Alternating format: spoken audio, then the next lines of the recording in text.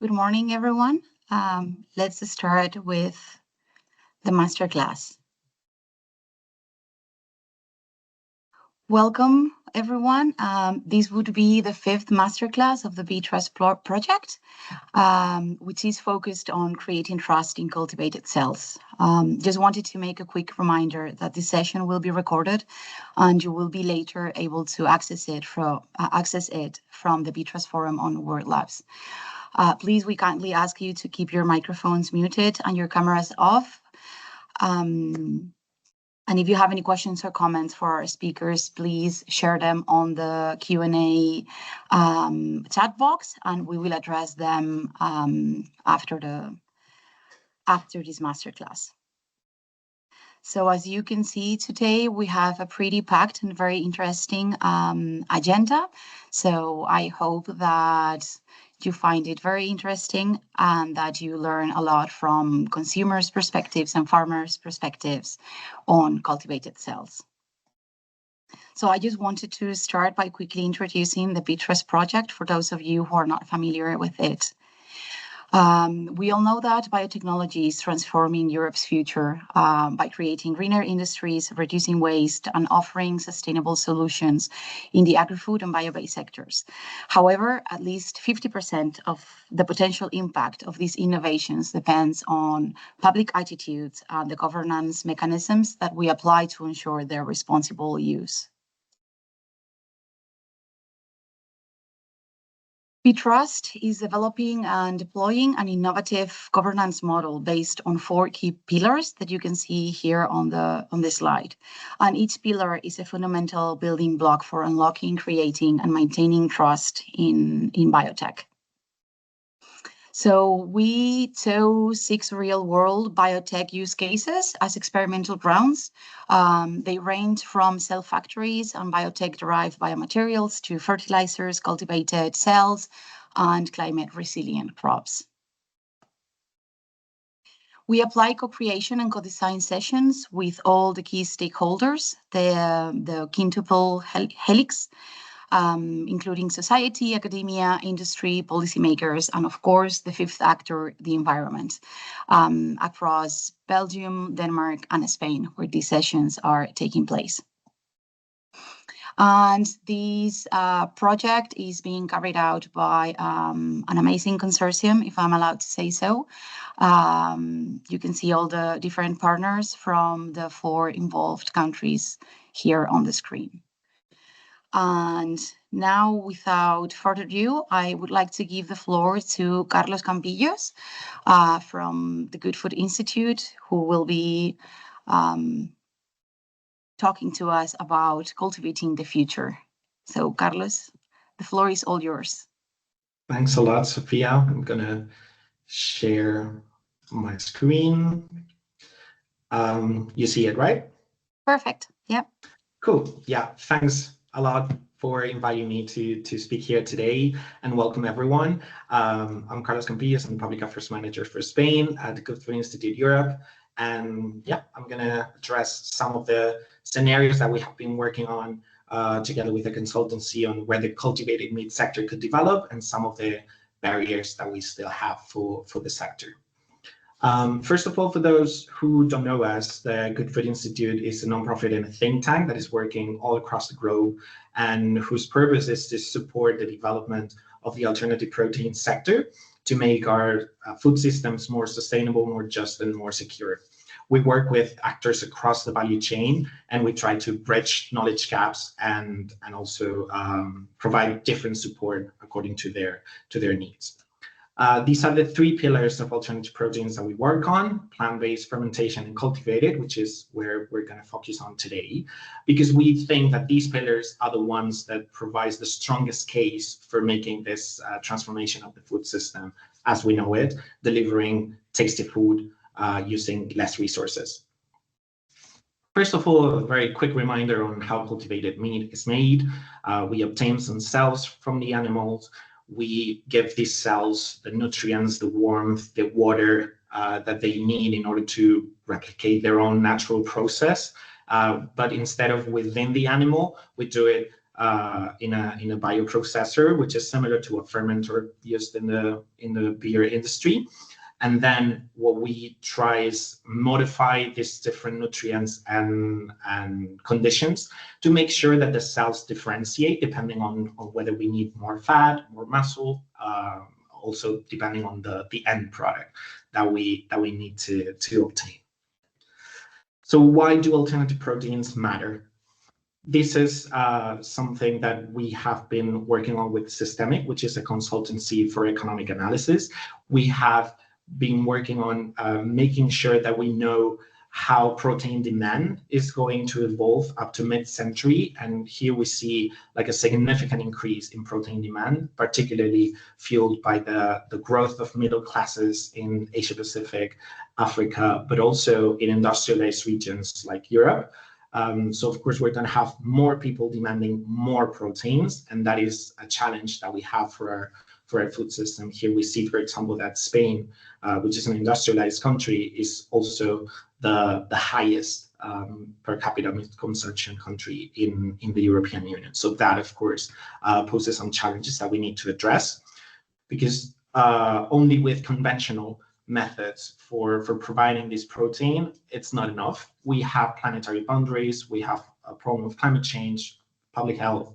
So alternative proteins are a way to make sure that we can still produce all this protein that people are going to demand, but without compromising these other aspects that we also have to care about.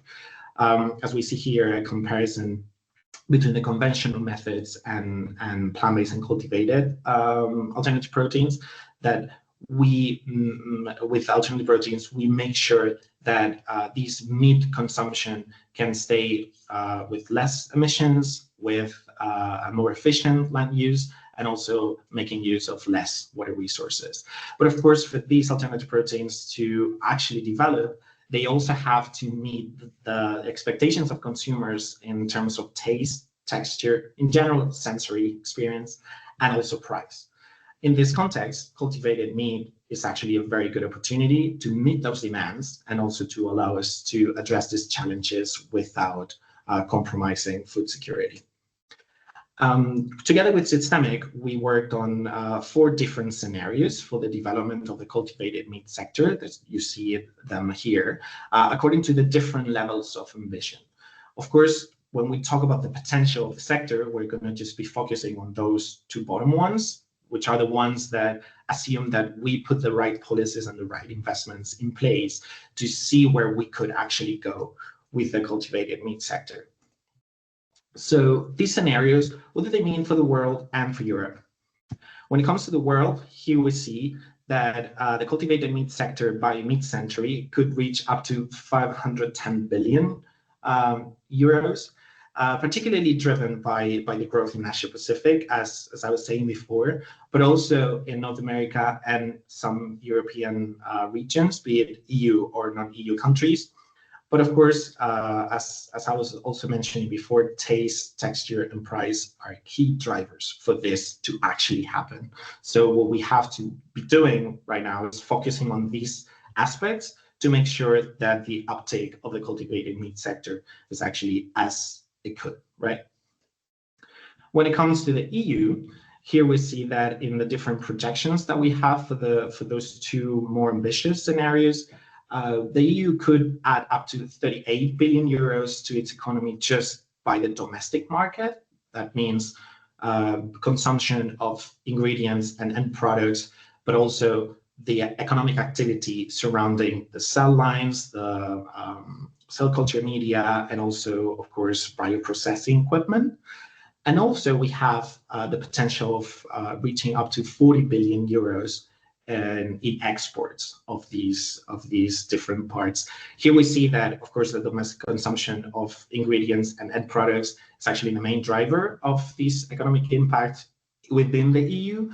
But when it comes to exports, we see that the potential of the EU is actually stronger in exporting cell lines, cell culture media, growth factors, and all these biotech elements of the process of cultivated meat. Sorry. But for this to happen, we also need to take into account what consumers expect. So if we have like a very efficient process for producing meat, but consumers, of course, are not attracted to it, this is not really going to develop as it could. Luckily, we have these results from a YouGov poll that was conducted last year in 15 EU countries on consumer attitudes towards cultivated meat.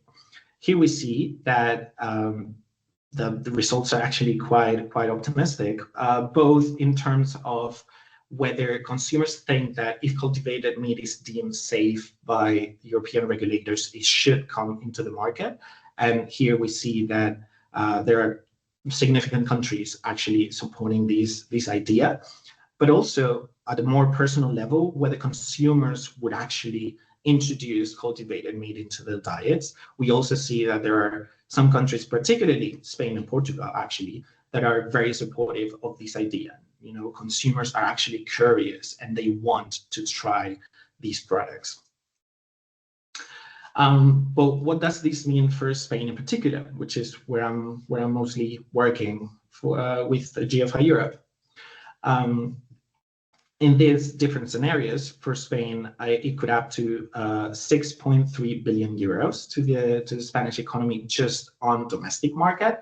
In this case, similarly to the EU, it will be mostly driven by the consumption of ingredients and end products from cultivated meat.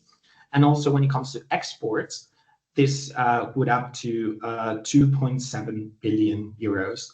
In this case, contrary to the case of the European Union, in Spain, it will be also mostly driven by the export of ingredients and end products from cultivated meat, probably because the Spanish agri-food sector is already very focused on exports, and that would also help the cultivated meat sector in the future to actually keep developing that. But yeah, we see that in general, it could add up to 10 billion euros to the Spanish economy, which is more or less 0.8% of the gross value added of the Spanish economy, and it could add up to 18,000 jobs, many of them, of course, highly skilled. So this is a very significant economic opportunity that we could seize for the entire EU, but also in particular for Spain. But also, not only economic benefit is something that we have to bear in mind, but also the different benefits that this has for the climate, for the environment. Here we see that if we combine this scenario of cultivated meat uptake with the development of the plant-based sector, this could actually help reducing emissions to the equivalent of the entire transport and logistics sector in Spain, according to the National Statistics Office. But also when it comes to land use, we could be allowing for a more efficient use of land in a surface that is equivalent to the same area that is protected under Natura 2000 in Spain. And please remind that Spain is actually the country with the most Natura 2000 surface in Europe. So this is very significant. And also it would allow for also saving some water resources that, as you know, are very precious as well in Spain, also in other EU countries. But for this to happen, we need to address some of the barriers that are still present in the cultivated meat sector. First, we have some barriers that are technical, and that's why we need some more research and innovation investment that is focused on this in particular. As we see here, these different areas are actually the ones that have the most impact, both in taste, texture, and particularly price, which are, again, the main challenges that we have for consumer acceptance. For, of course, cell and development to make sure that we select those cells that are more optimized and that are more premium for cultivated meat production, but also the cell culture media costs, which is one of the things that is driving costs in the cultivated meat sector up. We need to make sure that we select these culture media that is more efficient, that can bring this cost down. We also need to make sure that the bioreactors that we have are efficient enough to allow for the scale-up production of cultivated meat, while at the same time allowing for the reduction of potential waste that could originate in the process. And of course, we also need more improved scaffolding biomaterials, in this case, more for the end products that are similar to whole cuts of conventional meat. And these scaffolding materials have to be better integrated with the cells, their growth, and also the afterwards the sensory experience for consumers as well. So these are some of the main aspects that we have identified in one of our recent publications of alternative proteins research and development priorities that are breakdown in the different pillars, and also when it comes to cultivated meat and in these four main aspects. But also we have some priorities and some barriers also when it comes to regulation.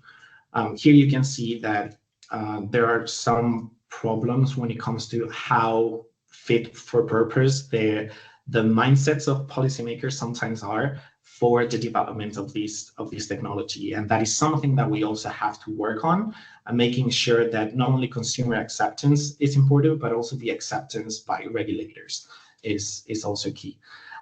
Here we have some of the priorities that we have identified, for example, to help the companies that are actually making innovations and are making the sector happen, to have like better guidance, better support prior to their authorization submission.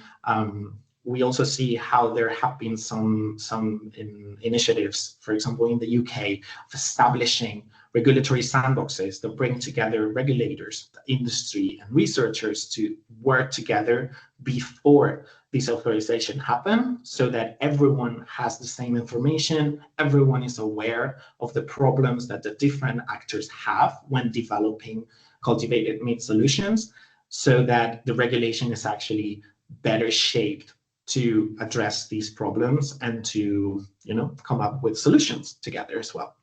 Of course, we also have some barriers when it comes to investment, particularly in research and innovation, but also when it comes to making sure that we have infrastructure that allows for the scale up of this production. In the end, if we want cultivated meat to play a bigger role in the global meat market, we're going to need to produce at scale, right? So we need to make sure that we have the infrastructure required for that, and that the companies that are doing the innovations have access to that infrastructure as well.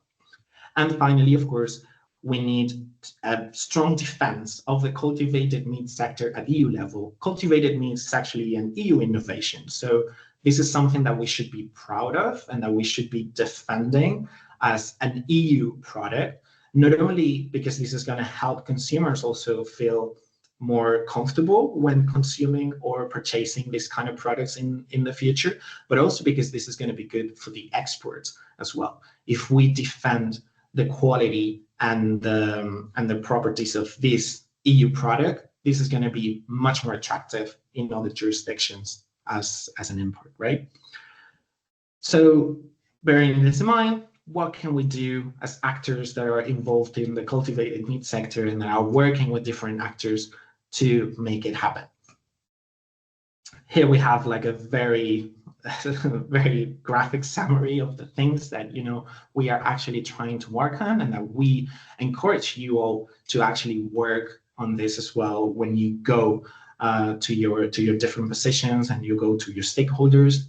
When it comes to investment, we still need more open access research and innovation funding. We need to bring this technology costs and these technology barriers down. When it comes to infrastructure, I've already mentioned how important it is for these infrastructure needs to be identified, but then once they are identified, that we have infrastructure that matches those needs. And then once we have this infrastructure, that companies actually have access to it. Then when it comes to the regulation, making sure that companies are certain of what is expected of them when it comes to submitting these authorization requests. This is a lot of work for them. We need to make it as easier as possible. Then when it comes to coordination, more or less what we're doing here today, but also we need to go out there and reach out to other actors in the wider ecosystem, in the wider agri-food industry, agriculture, farmers. We need to also make sure that the conventional meat companies are aware of this, of the opportunity that it can entail. and help them understand as well, help them understand what this could mean, but also how this could also help them with other challenges that they might have in their own particular realms. When it comes to export, I already said it, and you have seen it in the projections, that part of the economic success of this sector is actually derived from exports. Exports to these regions that are going to be growing, that are going to have like a growing middle class as well. And we need to defend cultivated meat as a product that can be produced here in Europe and then can be exported to other areas of the world.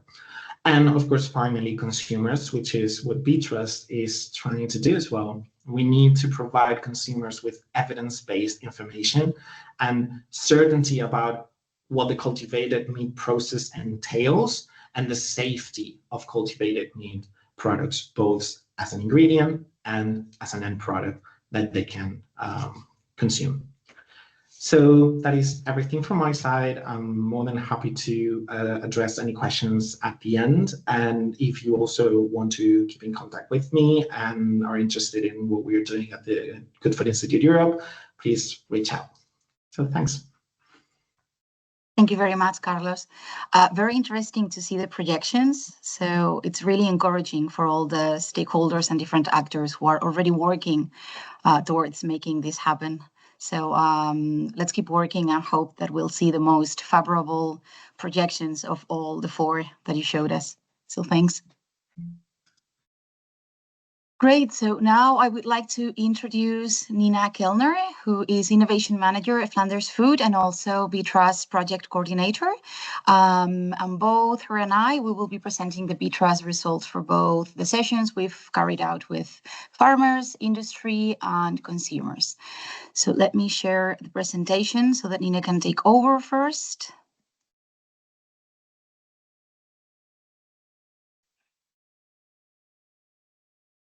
It's loading.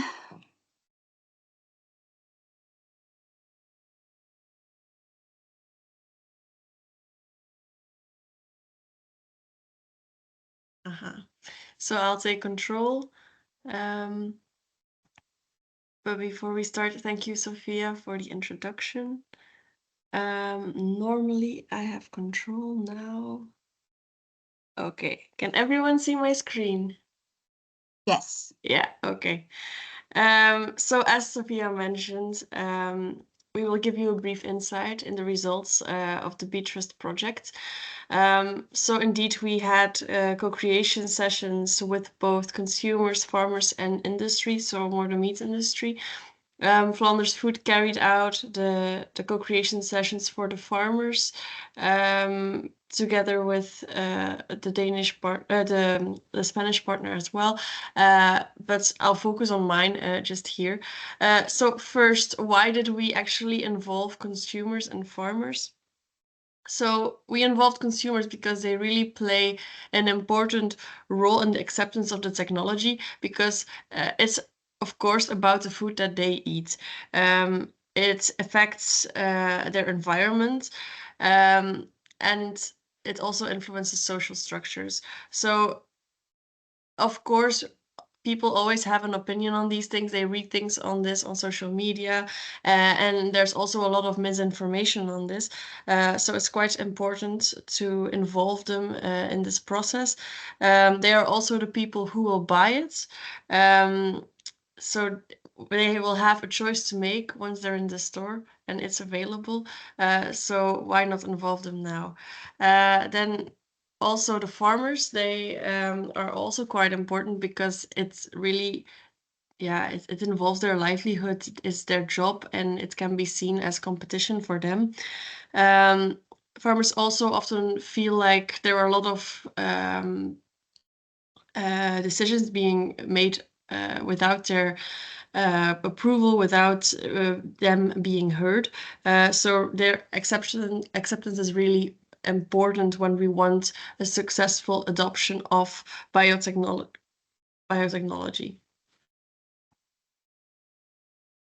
So why did we do these co-creation sessions? So we really wanted to better understand the trust and acceptance issues. So what forms their opinion? We wanted to have better insights into different perceptions and associations that they had with this technology. And also we wanted to address their main concerns. And also we wanted to know how these concerns could be addressed. We had brainstorms about doom scenarios and how these doom scenarios could be avoided so that we could find solutions together. So we actually chose to co-create and not to survey. There are already a lot of surveys out there, and we did use results of previous surveys as a starting point. And with co-creation, we really tried to dig deeper and find solutions and create a dialogue. So yeah, we really wanted to validate information quantitatively via specific new surveys that we will do later on as well. So let's dive first into the farmer co-creation sessions. So how did we set up these sessions? We were very careful with our communication. So we sold it as an open discussion on biotechnology. So they knew that the session would be on biotechnology, but they didn't really know the specific cases that we would discuss. We were quite vague in the communications. Why did we mention biotechnology? Because farmers, yeah, they have a very demanding job. So they would not come to a co-creation session that was super vague like we did with the consumers. So we were a bit more to the point. We also said in the invitation that we really wanted to understand their views, and we wanted to gather an honest opinion of the farmers on these technologies, and we tried to be as neutral as possible. Then for the rest, we provided a relaxed atmosphere and environment by having coffee, cake, and also having some kind of compensation like free tickets to Agri Flanders, which is an agricultural fair in Belgium. And then we had an unbiased open dialogue. We made sure that they felt safe, that there was space for discussions as well. And then we also spent a lot of time on framing the workshop. So we also told them it was in the framework of a European project that we wanted to draft a method to better include the voices of the public, but also of other stakeholders like farmers when a legislative framework needs to be set up for new technologies, and in this case, biotechnologies. We also stressed that we wanted to know their real opinion, so that we were not there to sell the technology to them, that we really wanted all the good, all the bad, that we just wanted their honest views, which was something that they liked to hear.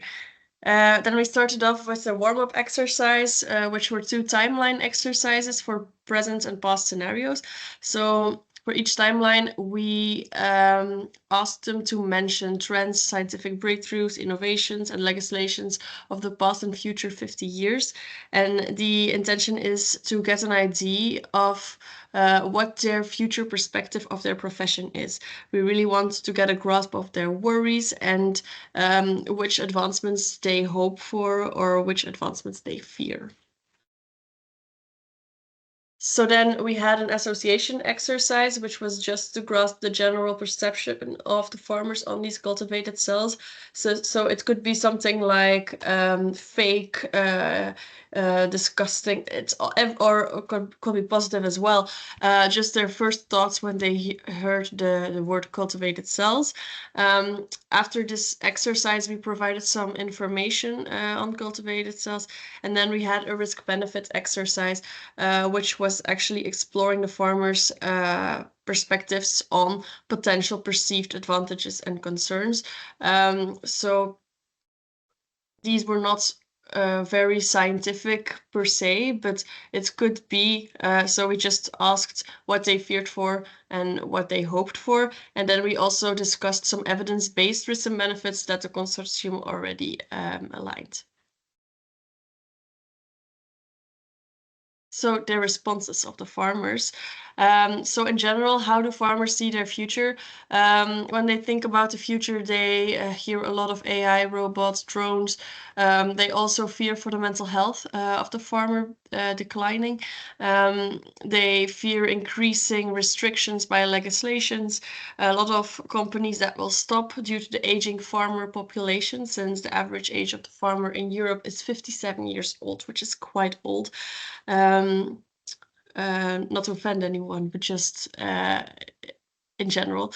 And then only big companies will remain due to a lot of fusions. So when we talked about cultivated cells, they really saw it as a threat to traditional farming and rural livelihoods.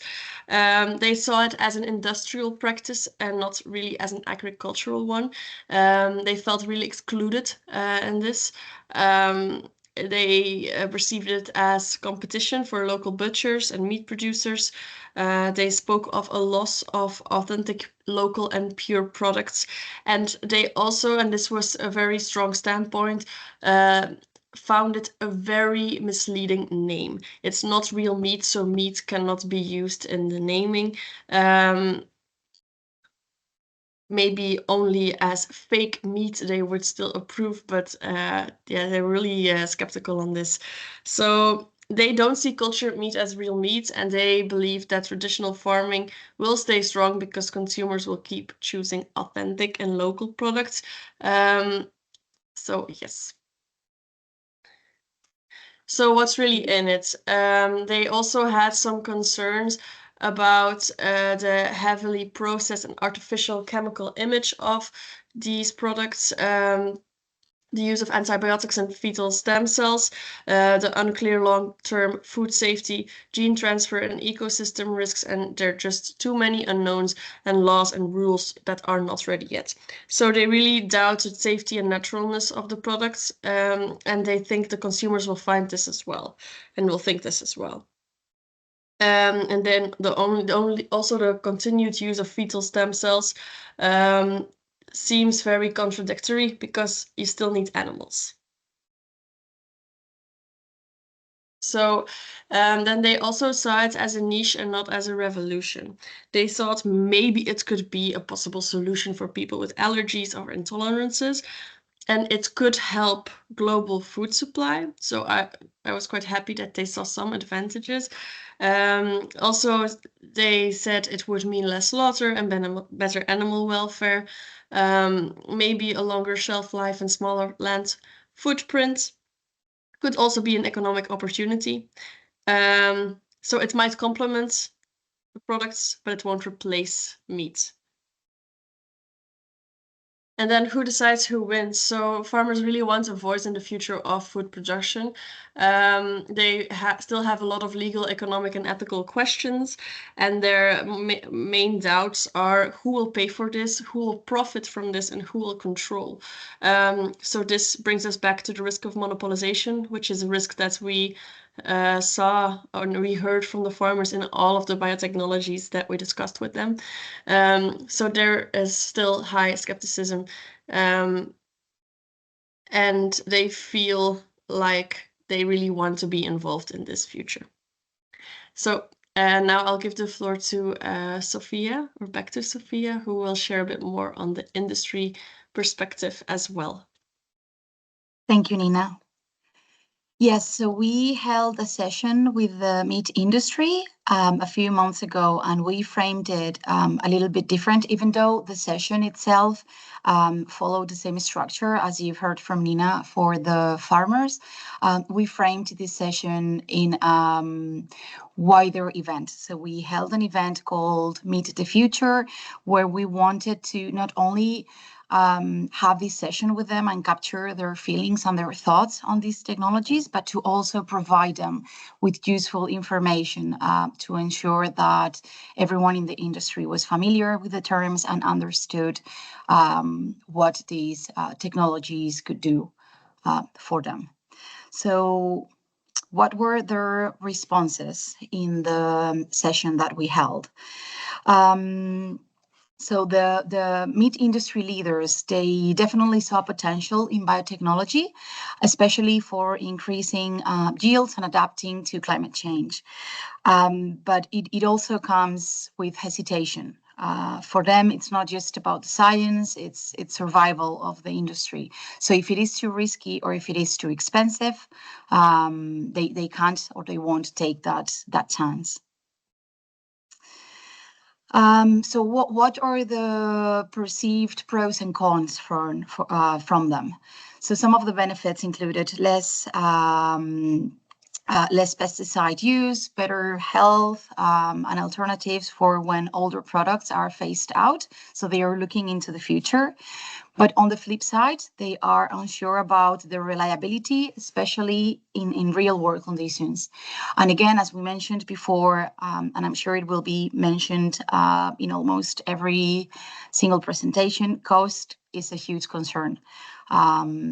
They can't afford to gamble on technology that might not deliver. So that is something that they are worried about and they perceive as a risk. So something that they told us very clearly is that they need to be part of the conversation. So pretty much the same as the farmer said and consumers expressed the same. We will see this in a bit. They want to be part of the conversation. So they want more practical information. They want share experiences from fellow industry and farmers. And they want fair market conditions that will actually support sustainable practices. So if we want their trust, we need to be working towards earning it. And how can we do this? Well, through transparency, including them, and support that will make sense for them. So what did we learn from this co-creation session? The industry wants to be part of the solution. But we need to be honest on our communication with them, and we need to inform them clearly, and we need to create a system that works with them and not around them. So this co-creation showed us just how much value comes from sitting down with our stakeholders and listening to them. So we can use these insights now to shape our future strategies, whether it is in communication, engagement, and of course also on policy. So now we are going to be sharing a little bit about the consumer sessions that we've done on this topic. So I want to start with just a little bit of the setup of these sessions. So we organized these sessions with around 12 to 15 people from diverse backgrounds, making sure we had both men and women, different ages, conservative and progressive views. And most of these participants didn't have a scientific background, but of course they cared about the food they eat and they had an interest in agriculture. Otherwise, it would have been very difficult to attract them. So we crafted the invitation and session very carefully to avoid only attracting the loudest voices. We didn't want to have only those who felt strongly against or for the technology. So we aim to reach the more nuanced middle. So that it would allow a space for an open dialogue without steering any opinions. And of course, we worked hard to create a relaxed, welcoming space. We had good fruit, some drinks. We had some little tokens for them so that people felt comfortable expressing their opinions. And we used a bit of individual tasks, small group work, plenary discussions. So the engagement was high. And one of the main things that we worked on is making sure they feel allowed to express their opinions without any judgment, so that we ensure that we collect the raw input from them and we are not steering them. So we focused on 5 key questions. So what is the general perception of the technology? How might it impact them and their peers, whether it was positively or negatively? What alternative solutions exist and how do they compare? Are the mitigation measures convincing, or how can we implement those mitigation measures?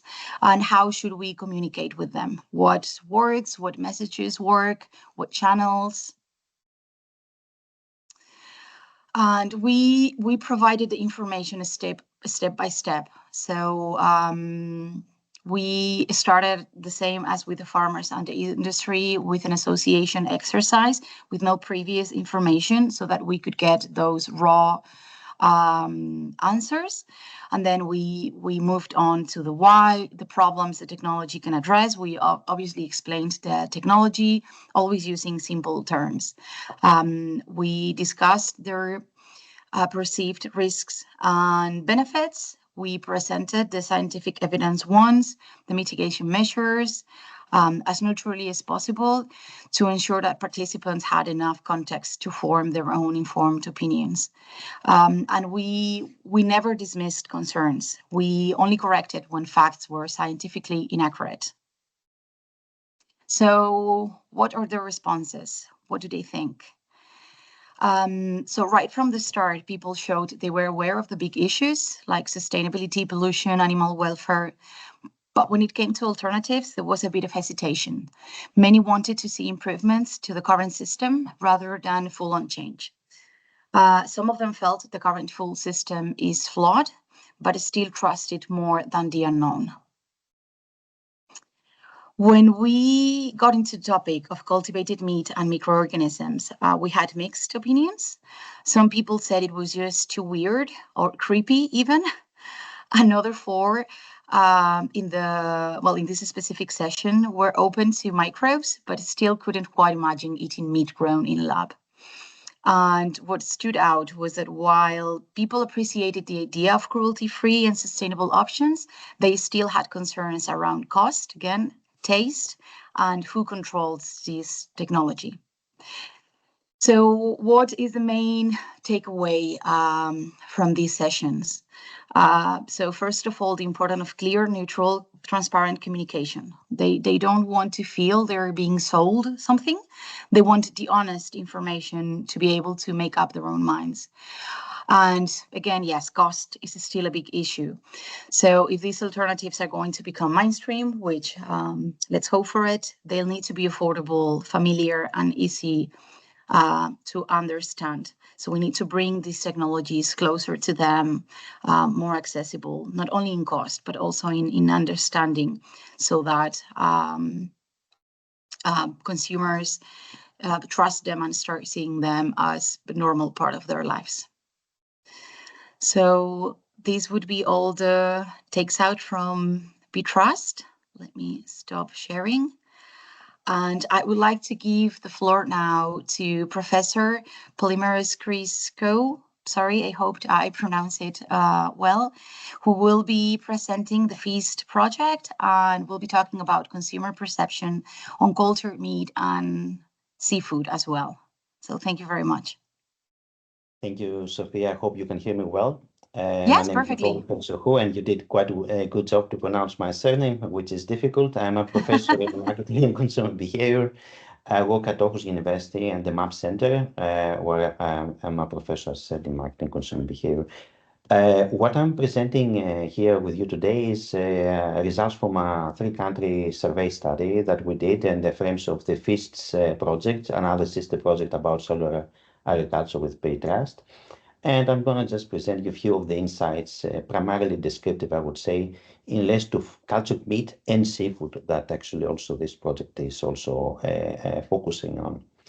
A few words about FEAST. The goal of the project is mainly, as the title is, to foster European cellular agriculture for sustainable transition systems.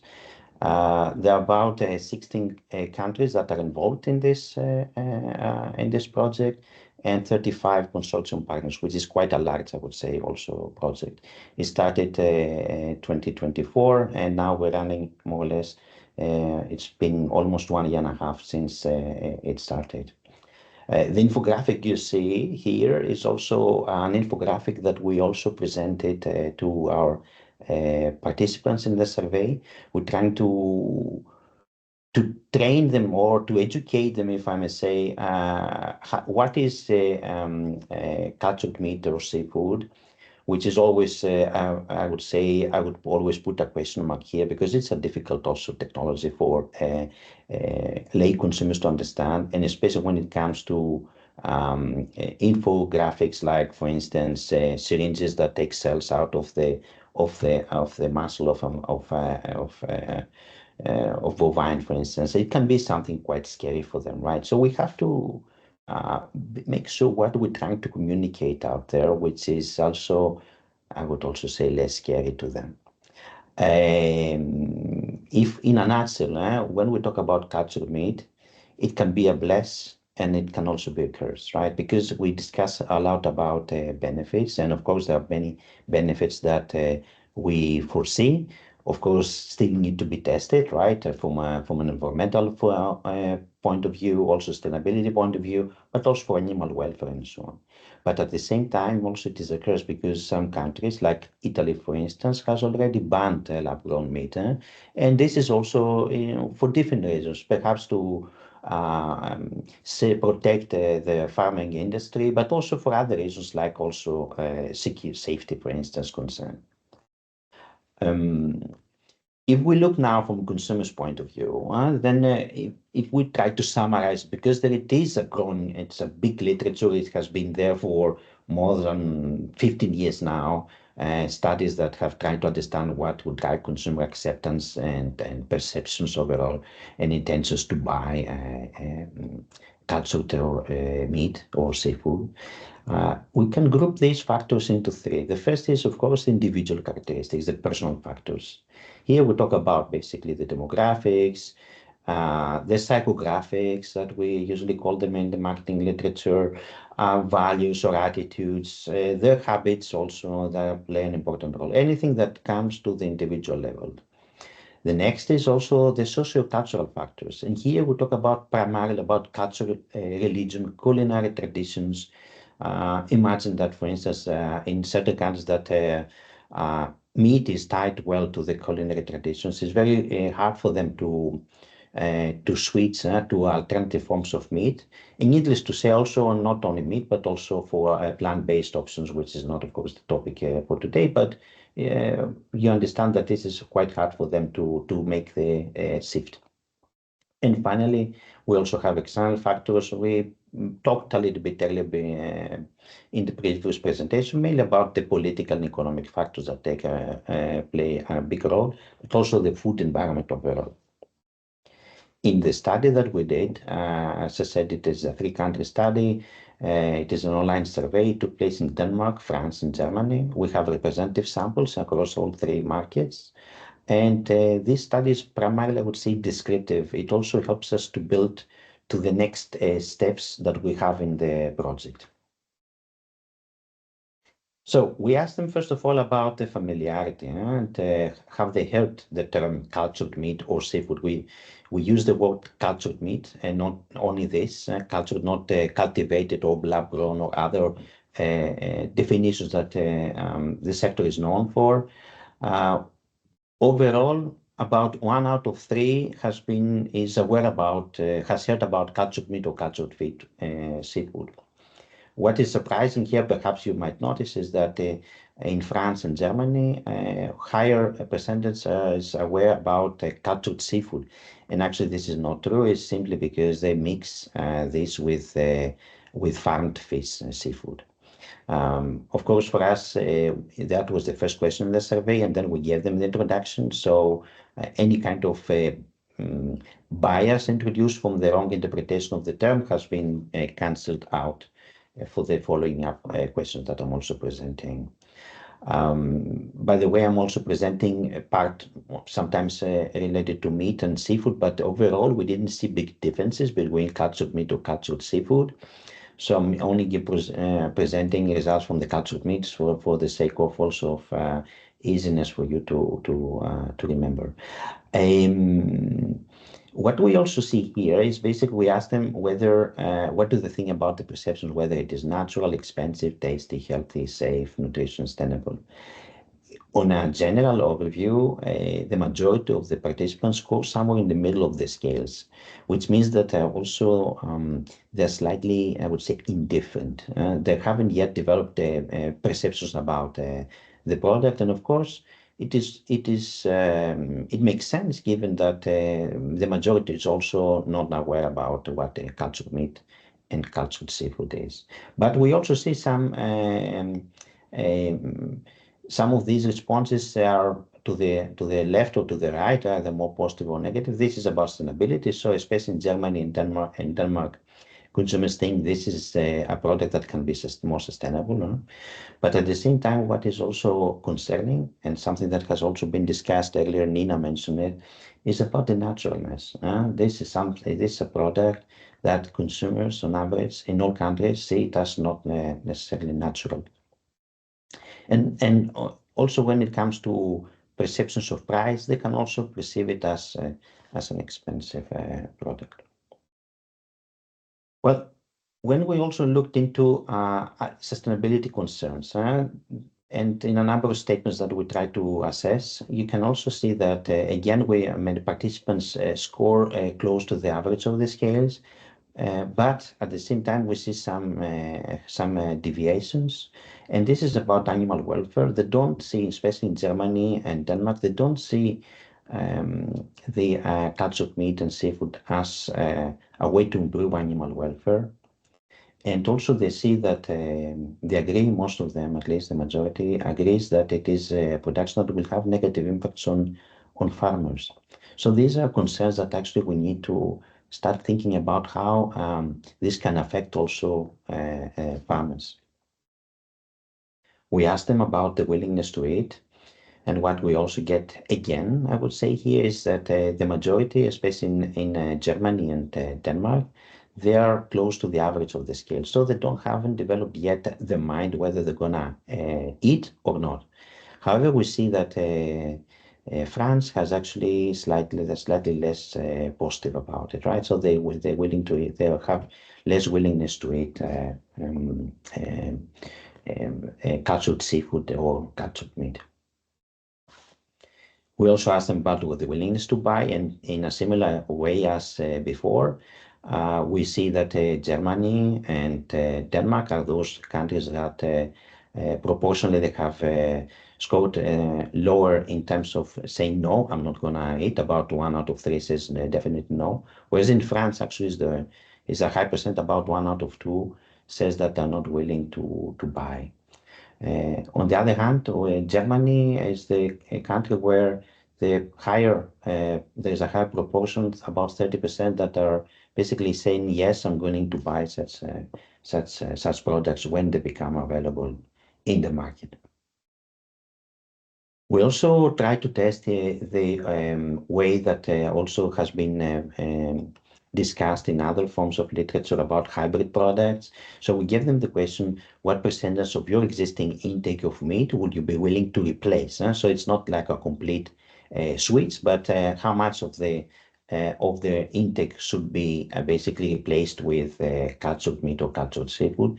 What we can also see here is that there is a high proportion, first of all, in France that says no, about 40%. This is something that follows also from the previous question. We also see that on the right side of the figure, that about 8% in Germany says that we need to replace 100%, which also reflects to the high agreement of them willing to buy, as previously reported. But what is also interesting to note is that there is a high percent, about 40% across all countries, which actually they're willing to do a small effort, right, from 1 to 49% of replacing meat with cultured meat or seafood. The last part of our exercise was mainly to ask them to address the preferences. And we have a certain method that we use. It's called best worst scaling, where we ask participants in an experimental setting to claim which of these attributes they would drive the preferences to try cultured meat, and which would be those attributes that would drive them the least. So what we actually see here is that taste and texture is the most important attribute that would drive consumer preferences. Actually, this is what Carlos also mentioned earlier, right? That taste and texture is quite important. What comes second is safety. And on the other side, which also was also discussed earlier and also was part of the findings around perceptions, is naturalness is an attribute that actually is of concern, right? So it's the one that drives less the willingness to try and the preferences overall for the consumers. And second, in terms of negative importance, is nutritional value. We also did a segmentation, and the reason why we do the segmentation from these attributes is mainly to also come up with what we call personas that we plan to use in the co-creation sessions that we have and we're planning to do in the coming months. So we come up with 4 distinct segments. The first segment, which is about 35%, is what we call taste-driven. These are the consumers that primarily emphasize for the preferences the aspect of taste, which is in taste and texture. And on the other hand, though, they prioritize less the environmental impact. There is the sustainability-oriented segment, which is about 1 out of 3 consumers, which prioritize obviously the environmental impact, but at the opposite, let's say the attribute that scores less in this case is naturalness. Then we have those who prioritize safety, and at the expense, I would say, of nutritional value. And finally, we have a smaller segment, about 15%, which we call them naturalness oriented, and they prioritize naturalness. So the main driver for them, it's about this product being perceived as natural. We asked also some psychographic scales, and one of these was about the food technology neophobia, how they perceive basically how neophobic are again, like in relation to certain food technologies. Well, it's not surprising that those who prioritize the naturalness, which is the naturalness-oriented group, are those actually who are more food neophobic in terms of technologies. On the other hand, the sustainability-oriented are those that are less scared, I would say, of food technologies, right? So them also, this is something that we also need to keep in mind. We also asked them about how much attached they are to meat or seafood. And this is another scale actually that measures meat attachment. What is interesting here is that the taste-driven are those that are attached more with meat in all sub-dimensions of this scale, like affinity, entitlement, hedonism, independence. They are actually scoring high. On the other hand, the sustainability-oriented are those that score the least, so they're least attached overall to meat, but at the same time, they're quite scoring high in terms of hedonism. So sustainability-oriented still are not attached, but they still seek hedonism through consumption of meat when they when they eat meat. So in a nutshell, what do we get out of this study? First is that we know that there is a low awareness about cultured meat or seafood. So about 2 out of 3 have never heard about the term. They have never, perhaps, they don't know enough at least. So there is an opportunity, I would say, here, because we need to start communicating. This is also what these projects are also about, to inform also the public. But we have to pay attention to what we say out there, right? So it's about nutritional benefits. It's about sustainability aspects that also seem to drive also consumer adoption. We need to overcome the barriers, and the naturalness is a big barrier right now. The technology is rather scary. It was already discussed before, something that needs to be also addressed through communications. The good news is that consumers have not yet, even those who actually have been aware, they haven't formed yet strong attitudes towards cultured meat. This is again an opportunity that and the important role also of communication and target communications. We see also that the hybrid products actually could act as a bridge, is a good stepping stone to start familiarizing consumers, especially when these products start becoming available in the market.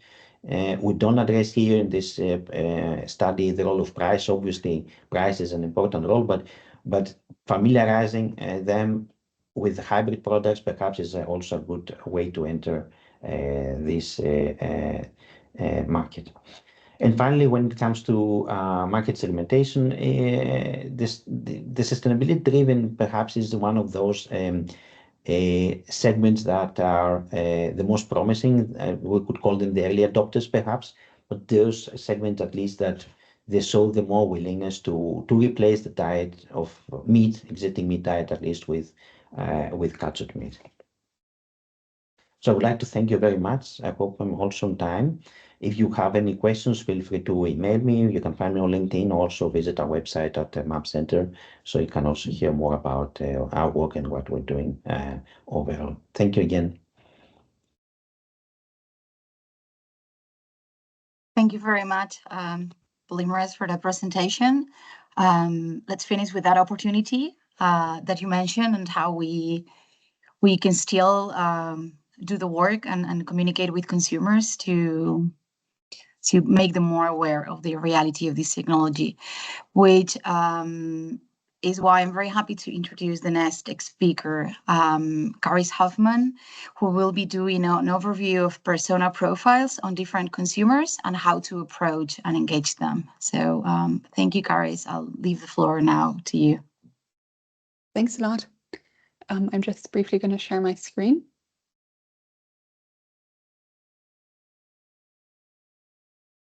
Great, I hope you can see it just fine.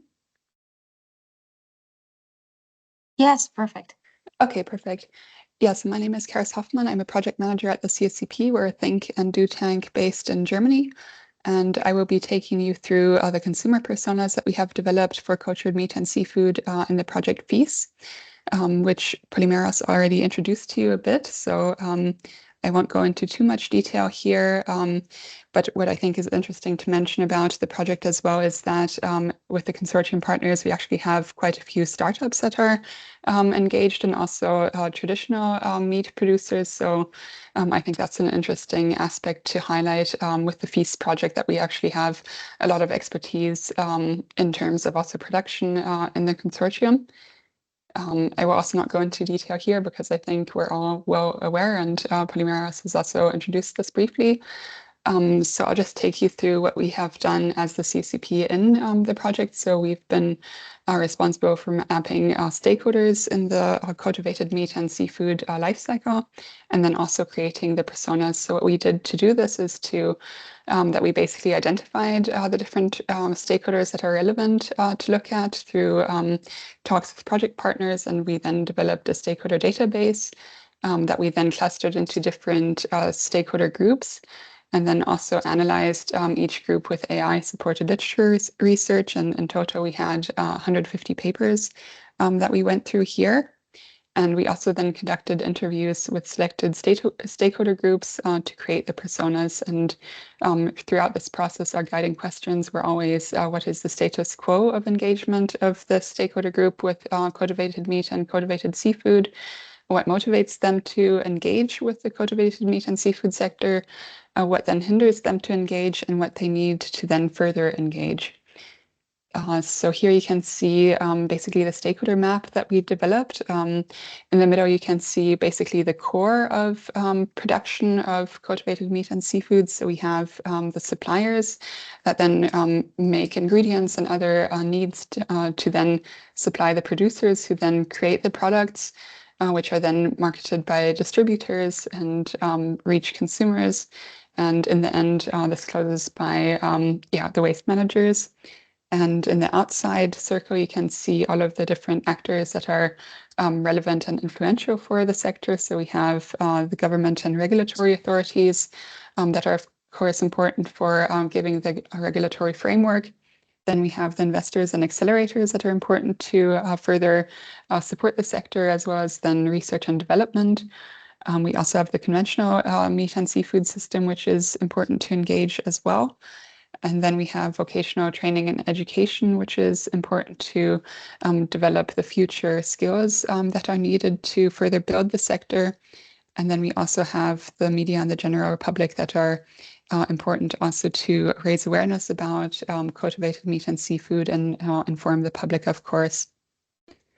So in terms of the personas, we, as I was saying earlier, we collected data first. So we used the same literature that we then also used for the stakeholder analysis, as well as then 13 interviews conducted with different stakeholders across the different European countries.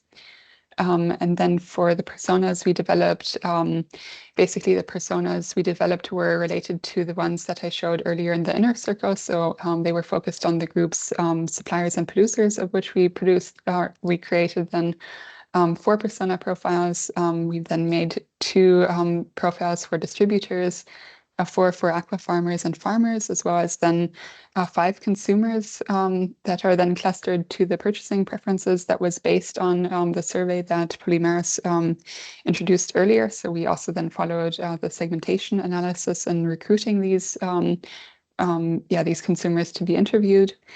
And maybe I should have said this in the beginning, but personas are basically, the definition is that these are fictional characters that are created to represent different types of stakeholders. So important to say is that we're not kind of representing one particular stakeholder or one particular consumer, but that we're actually building these profiles across with different information so that they're not really traceable back to one certain person. And the personas have an important role because they help understand the different needs and also emphasize with different perspectives that then can ensure that diverse opinions and views are considered in the design and decision-making processes of product design, for example. So in the case of FOOD+i, we will then be using the persona profiles in the living labs that also Pol has mentioned earlier. And we're also then seeing that these are useful for the startups and the businesses that are also engaged in FOOD+i as well. So without further ado, I'll just quickly share the personas with you. So in total, we developed 5 personas, as I mentioned earlier, and I will just go through them briefly, but important to say is that they're always focused on one particular aspect that is important to them when they're purchasing meat and seafood, for example. So we use this as basically a guideline to also understand what is then important for them if they're deciding to maybe buy or try cultivated meat and seafood products. So in this case, we have Claire Dubois. She's 42. She is a sustainability activist and NGO worker, and she's based in France. She's vegetarian leaning, but flexitarian. And she has a single household and is living in a city. And her quote is, "If we can feed people sustainably and stop animal suffering," she sees no reason to not embrace cultured meat. And we see here that she is strongly motivated by animal welfare concerns and also the environmental footprint of industrial farming. She believes that cultivated meat and seafood can play an important role in global food security, and she has this openness to new technologies that then can support reducing environmental harm. And we see here that the barriers that she still experiences is then that she's concerned about potential pollution from cultivated meat and seafood production facilities. She's skeptical about the long-term safety and the presence of any chemicals within the production as well. And she is motivated by ethical concerns as well. So she questions that if this becomes a large-scale industrialized business, that maybe the ethics are not as much as ensured as when there are smaller producers that are producing these products. And so the information that she needs to further engage with cultivated meat and seafood is then research into the environmental impact of cultivated meat and seafood compared to traditional meat. And she also needs assurances that cultivated meat and seafood does not rely on environmentally harmful processes. And she's also then interested, since she's very motivated by ethical concerns, to actually have certifications of the ethics of the production, as well as then independent reviews of the methods of production. So yeah, as we can see here with this profile, it's really important to then focus on the environmental sustainability aspects, but also the ethical concerns. And I think the messaging can then be around the environmental benefits here. So the next persona is another persona that's focused also on naturalness. So this is Lars Nielsen. He's a 54-year-old environmental consultant in Denmark, and he's an omnivore. He's married with adult children and lives on the countryside. And his quote is, if it looks good and tastes good, he might give it a try, but he doesn't see why he should switch if it doesn't really beat what he already has. So here we can see that he is a bit more reserved, because while he is motivated about environmental impact as well, he's questioning whether or not reducing consumption and supporting local farming could be a better solution than novel food production methodologies. He's also aware that there is this claim that animal suffering and land use can be improved with these new methods, but he's doubting whether industrialized food tech can really be ethical or sustainable. And he's also skeptical about cultivated meat and seafood, and that it can actually achieve the same nutritional needs and values without heavy processing. And with the barriers, we see here that he's actually quite concerned about cultivated meat and seafood as being like a technological overreach into nature. And he's strongly skeptical about highly processed foods or unnatural production. And there's also a lack of information on safety and nutritional value and health benefits. So what he needs to further engage with the cultivated meat and seafood sector is that he requires a cultivated meat and seafood label to then clearly mark and certify these products. He's also interested in having more transparency on the production processes and also the safety regulations. So, for example, through the packaging information that is given there, or through media as well. Then also independent long-term studies would give him more confidence about the safety and minimal processing of these products. And he's also looking to find clear communication about how this compares nutritionally to traditional meat.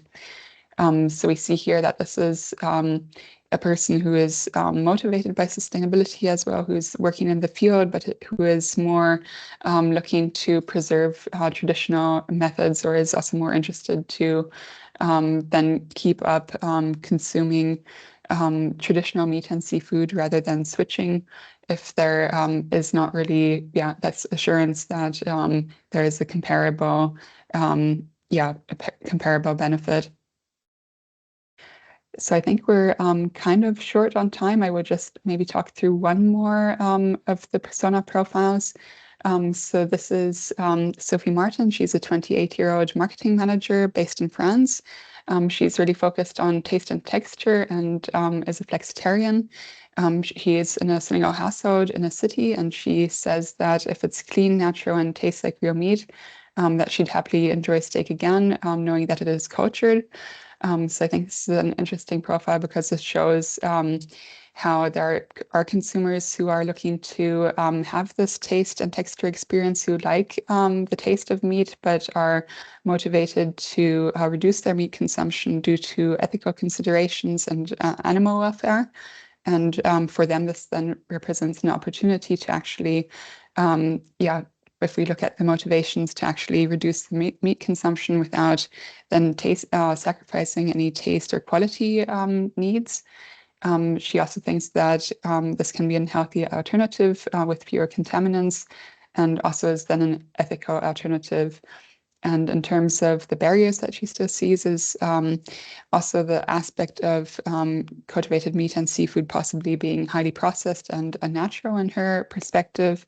There's also then uncertainty about how it compares to taste and texture of real meat, just because there's not so much communication and information available yet. And she also prefers then recognizable cuts rather than reconstituted products. So there's also this naturalness aspect here as well. And then in terms of the information needed to further engage with cultivated meat and seafood, for her, clear ingredient lists and transparency on processing levels are important, as well as then taste tests actually give more information about how it compares to traditional meats. So consumer reviews are also a very important aspect here. And then product availability is then also relevant to her to then understand where she can actually get these products from. So that's a very brief overview. We still have two other personas that are then focused on price and also on safety as well. But these are, I think if you're interested to learn more about the personas, we actually have a report that is being published soon, where we will be going into more detail. So you can also look at that report then once it comes out. And just to mention, as I said before, that we will be using these persona profiles in living labs. So this is led by Aarus University, so Polymeros, who was speaking earlier. And then we're implementing them from the CSCP side in Germany. And the Shake Up Factory is then also implementing these living labs in France as well. And so these will be workshops and co-creation sessions that are then going into more detail on the desirable product characteristics based on the different persona profiles. So what is actually interesting and desirable for these different persona profiles. So that's the end of my presentation. Thank you very much for your attention. And without further ado, I pass on the floor. Thank you very much, Charis. Very interesting to learn about these segmentations and how we can approach them better to better understand them. So thank you very much for the presentation. I will now like to give the floor to Iñigo Charola, co-founder and CEO of Biotech Foods, who will give us the industry perspective after learning all about the consumer perspective in the past few presentations. Hi, Iñigo. Thank you very much. The floor is yours now. Hello, good morning, and thank you very much for the introduction and for inviting us to participate to this webinar today. First of all, I would like to start thanking all of the previous speakers. Really, it's amazing the amount of insight that you are bringing to this very, very new industry. In fact, that I would like to start pointing out that this is really an industry that started just a few years ago. And when we talk about understanding consumer behavior or how it affects other stakeholders like farmers or the meat industry itself, it's always a very, very difficult exercise from my point of view and based on my experience.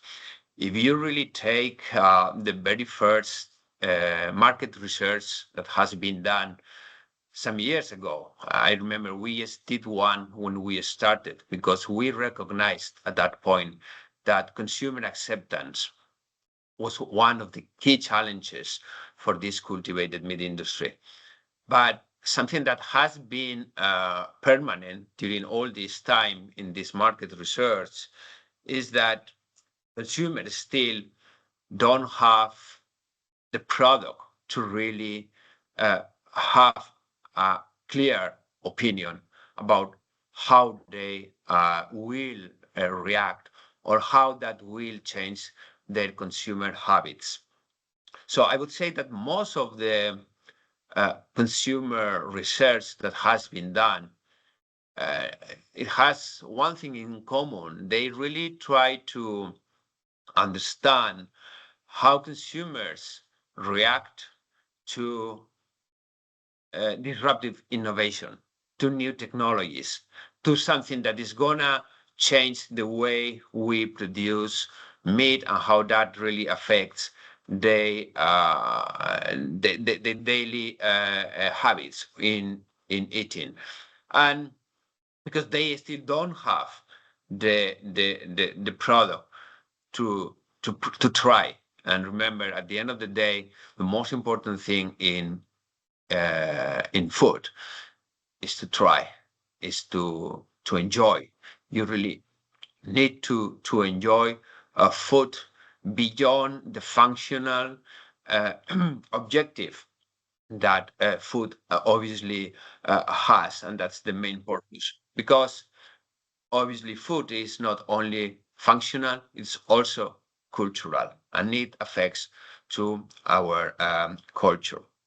So let's say that although it is always premature to try to understand much how consumers really will accept cultivated meat in this case, it is also very good to see how more and more insight is being gathered, like we have seen in today's examples. And what are the concerns that normally consumers and other stakeholders really need to understand and obviously will help companies in preparing how to address those. I think there are some common things here for any food product. Cost is, as taste, a very important one. Okay, we need really anybody that really want to bring a new food product into the market has to make it affordable for consumers.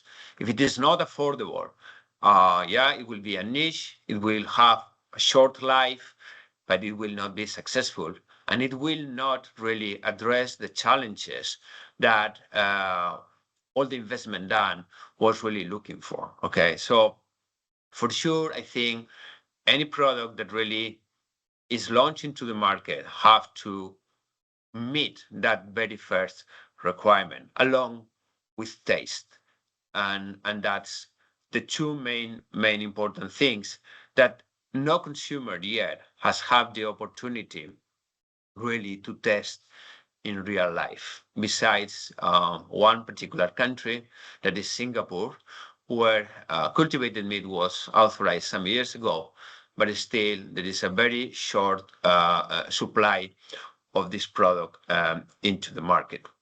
And then also, if we take other concerns that consumers have, and I think they are normal, we have to remember that novel foods are not a new category. They have existed for quite some time, and all those products that have not a consistent history of consumption have to go through all these regulatory processes that are very well established in all regions in the world, and they are very similar to all of one. So obviously, if we have to do something, is to try to communicate and to educate consumers that there are food agencies that are doing that job for consumers and only allowing to bring safe products into the market. Okay, and also there has been a lot of miscommunication in terms of how the product will be produced and how it will arrive at the table of consumers. First of all, we have been for years calling this a lab-grown meat. Lab is not a characteristic of this product. Lab is just a stage where everything starts. Any product starts in a lab, okay? But all those things have been for many time been very present in the way that we describe these foods. Okay, so as I said, I will try to summarize there that the challenge obviously of educating the consumer without having still much information about cultivated meat, because there is not a consistent yet presence into the market. And I think going to another point, besides the most important thing for consumers is really the benefits that the product brings, not the technology itself. I would say that the food industry is one of the industries more innovatives that has really adopted technology from long time ago, making food products safer for consumption, cheaper, so more affordable, and tastier. And that has been happening at least for more than a century. Even when you look back to milk and when they started the pasteurization, that obviously people was very not willing to change. But once they saw the benefits of pasteurization, they really go for it. And now it is present everywhere. And that's the common way that we consume milk. So I don't think technology really is something that obviously should be explained or should be clarified in a very transparent way, and people should understand the environment where these products are made. That's for sure, okay? But until now, most of the effort that we have done is in explaining a technology for more catered for professionals than for consumers. And I think that probably has not or has missed the objective of really giving the information that consumers need to have.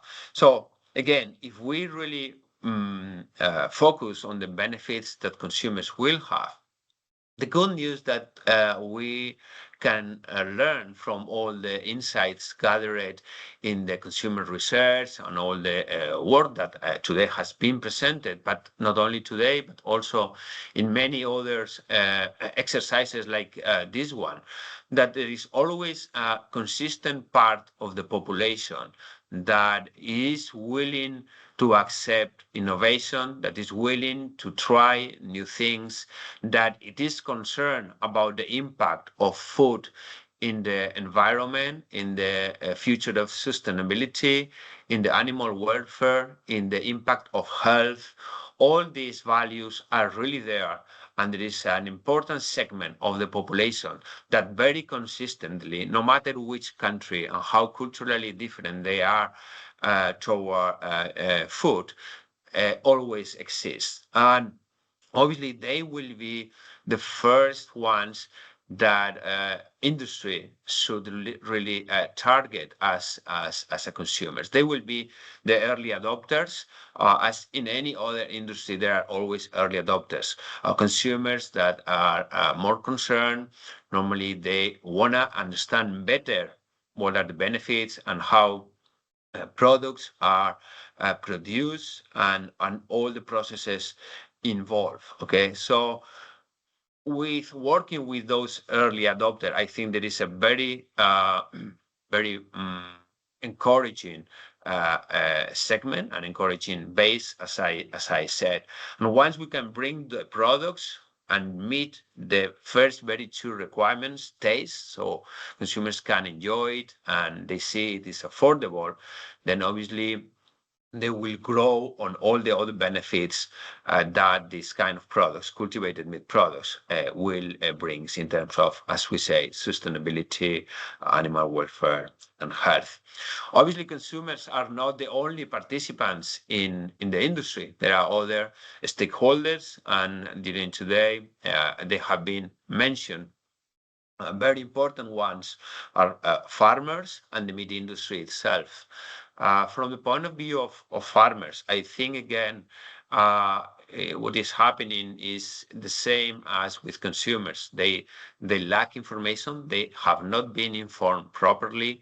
The main source of information normally has been the media, where we normally have found either very positive or very negative positions against or in favor of cultivated meat. I think there is a middle ground. Cultivated meat is a new way of producing the same product with the same nutrition characteristics and features, and that will come really to support the production of meat and to create a more balanced meat production or protein production system. Protein production from traditional sources is a huge market with demand growing in many parts of the world, even in Western countries. And we need really all the tools to make this sustainable in the future and affordable. And farmers, for example, in the research, they pointed out about the aging of farmers. And that's true, and that's happening in most Western countries. the age of farming. So they really need tools that increase their production capacity. They allow to automate what they do. And really cultivated meat is a way to increase the production capacity of farming, okay, and not the contrary. And when it takes to the meat industry, there are clear benefits. Obviously, the meat industry, as any other food industry, is always very limited by cycles. The cycles, depending on the environmental conditions, can affect the production capacity, and that has a reflection on the price of products that not always can be passed on to consumers. And when they are passing to consumers, they create really a social turmoil. So really cultivated meat products and other products using biotechnology will allow to create a more balanced production capacity without trying to minimize the peaks that comes from external sources that impact their production. So really, we are able to work together between farmers, meat companies, and cultivated meat companies and other biotechnology companies. We will create a safer, more resilient food production system that it is really needed for offering food to the population that keeps growing. So I would say again that it's very good news still see that in most of these insights we see a segment like the ethical innovator and other personas that really will help us to introduce this. This is going to be a slow process. Obviously, a new technology always takes time to be translated successfully into the market. So we as an industry will have some objectives that we have to work with. One is to try to create the right expectations. Okay, I think it's always very bad to work with very high expectations or very low expectations. I think we have to level the expectations. What do we intend with cultivated meat and what consumers can expect from it? We have to be, second, very transparent in what we do.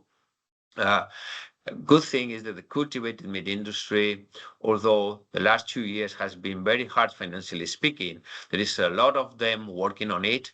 Every region in the world has different players and more will come. And that will allow really for consumers and other stakeholders to see with their own eyes how the process is and to see how it is very similar to many other processes that are already used in the industry. Objective, as I said, very, very important, is to offer the minimum 2 factors that consumers are looking for, cost and taste. And we have, and this is why we work with the food industry, because they know what consumers really like and what they are looking for. And this is why we need to together develop tasty products. And obviously, we need to engage with stakeholders, not only farmers and the industry, but also with the administration at different levels, European Union level, national level, regional level, because also the administration is very important in order to bring new products to the market and improve the perception that consumers have once they have the opportunity to go to the supermarket, to go to the restaurant, and to choose that they want to try cultivated meat, understanding what will be the impact and how this impact will be a reality over time. So I would like to thank you very much again to all the speakers and for the organization to give us the opportunity to participate today. Thank you. Thank you very much, Iñigo. Very interesting to hear from the biotech industry perspective. I'm happy to see that we are all aligned on how we need to better communicate, be transparent, focus on cost, affordability, and taste, and also on how policymakers need to work hand by hand with the biotech industry to make sure that we make all of these possible. So I'm just going to share the last 2 slides very quickly because we are already a bit over time. And I don't see any questions at the moment. So please feel free to send them while I shared my screen. If you think of a question that you might want to ask any of the speakers, please feel free to contact us through the forum, by email, and we will be happy to forward them to the speakers directly. So I would like to take the opportunity to invite you to stay connected through the B-Trust forum. You can find details about upcoming masterclasses and other activities carried out in B-Trust. So let's continue to work towards this innovation and societal acceptance. And I would also like to extend an invitation to our next masterclass with the case on bacteriophages that will take place on May 14th from 9 to 10:30. So you can find the registration link on the forum, and you're most welcome to participate in that. I'm sure it's going to be very interesting as well. I hope you have all enjoyed the session today and that you have learned as much as I do. Thank you very much for all the speakers. Very insightful, all the presentations. And we hope to see you soon in the next B-Trust Masterclass.